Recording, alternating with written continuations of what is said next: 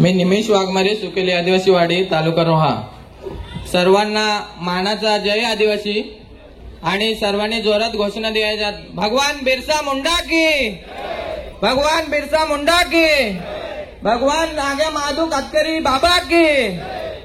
आज आपण आपलेच भाषेत बोलीन कातकरी समाजातून आलेला आणि आज आपण इथं मोठ्या संख्येने आपला आदिवासी बंधू भगिनी इथे उपस्थित आहात. आपण आज जिल्हाधिकारी कार्यालय म्हणजे कलेक्टर कार्यालयावर मोर्चा काढलेला आणि ज्याला आपण आपला आमदार मानू, इसा आपला माणूस छोटम शेठ, जे आपले प्रत्येक कार्यक्रमाला 9 ऑगस्ट असो किंवा अनेक ज्या काही आपल्यावर संकट आहेत त्या अनेक संकटाला सामोरे आपल्या सोबत लीन जाणारा आपला माणूस म्हणजे हक्काना माणूस छोटम शेठ उर्फ दिलीप शेठ भोईर याने नेतृत्वात आज भव्य दिव्य असा मोर्चा काढा आणि आपण इथं पूर्ण रायगड जिल्ह्यातून आपण इथे मोठ्या संख्येने उपस्थित राहणार. त्याबद्दल मी सर्वात प्रथम दिलीप शेठ भोईर यांना मी खूप खूप इथे आभार व्यक्त करतो. आणि आज आपण जो आरक्षण घेतलेला आहे तो आपल्या बापाने दिलेला आहे, ते म्हणजे आपले डॉक्टर बाबासाहेब आंबेडकर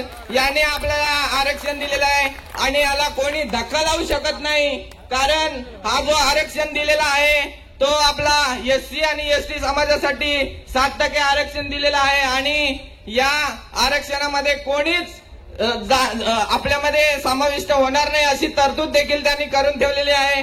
आणि आज आपल्या देशाच्या राष्ट्रपती ज्या आहेत माननीय श्रीमती द्रौपदी मुर्मू या आपल्या आदिवासी समाजातून नेत्या आहेत, त्यांना अधिकार असतो की या आरक्षणाला आपण काही तरतूद करून कोणाला घेऊ शकतो की नाही. आणि त्या आपल्या आदिवासी महिला असल्यामुळे या आरक्षणाला कोणीच धक्का लावू शकत नाही असं मी येथे जाहीर करतो. आणि कालच आपले या महाराष्ट्र राज्याचे सीएम देवेंद्र फडणवीस साहेब यांनी सांगितलं की हे संविधानिक आरक्षण आहे, याच्यामध्ये आम्ही कोणालाच घुसू देणार नाही. त्यांचं देखील मी येथे आभार व्यक्त करतो. आपल्या पाठीशी जे आपल्या जे बापाने आरक्षण दिलेलं आहे त्यांना कोणीच धक्का लावू शकणार नाही असं हे आरक्षण आहे. त्यामुळे पूर्ण आदिवासी समाज कोणी घाबरायचं कारण नाही. आपल्याला जे आपल्या डॉक्टर बाबासाहेब आंबेडकरांनी जे अधिकार दिलेत, राजकीय क्षेत्रामध्ये आपले अनेक आमदार आहेत. आज आपले 48 आमदार हे आदिवासी समाजाचे आहेत. जर त्यांनी हे राजीनामे दिले तर कोणतेही सरकार आपण पाडू शकतो आणि कोणतेही सरकार जिंकवू शकतो. ही आपल्या आदिवासींमध्ये पूर्णपणे ताकद आहे. त्याच्यामुळे आदिवासी समाजाला घाबरण्याचं अजिबात काही कारण नाही. आणि आपले खासदार देखील आहेत.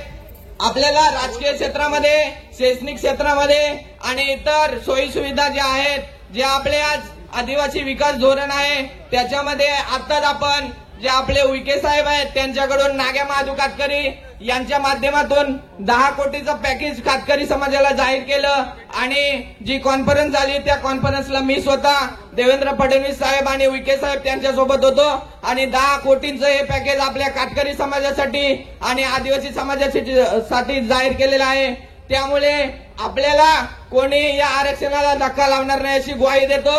आणि जे आपले नेते आहेत, जे आपल्या मागासवर्गीयांसाठी काम करतात, जसे की छोटम शेठ असो आणि अनेक आपले आता इथले स्थानिक नेते भगवानदादा नाईक साहेब आहेत, दत्ता नाईक साहेब आहेत आणि आपल्या पूर्ण रायगड जिल्ह्यातून येथे सर्व आलेल्या आदिवासी बांधवांना मोठे मनाने आणि पूर्ण जनतेने या आपल्या समाजाने स्वागत करता. धन्यवाद. जय हिंद, जय महाराष्ट्र, जय आदिवासी, जय भीम.